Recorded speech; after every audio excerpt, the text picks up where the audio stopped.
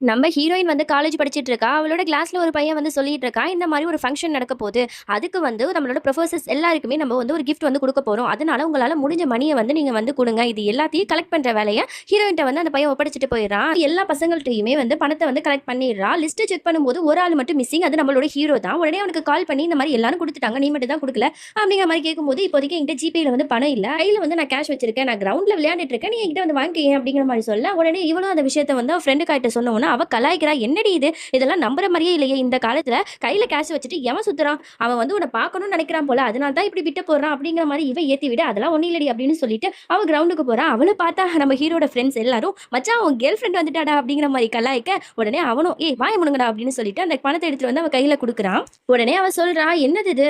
உன்னால பாரு என்ன எல்லாருமே வந்து உன் கேர்ள் ஃப்ரெண்ட்னு நெனச்சிட்டு இருக்காங்க. இதெல்லாம் தேவையா? நீயே வந்து என்கிட்ட குடுத்துருக்கலாம்ல" அப்படிங்கிற மாரி சொல்ல, "அதுக்கு நான் என்னடி பண்றது?" அப்படிங்கிற மாரி அவன் சொல்ல, அவ ஒண்ணுமே சொல்லாம அங்க இருந்து ஓடி போயிடுறா.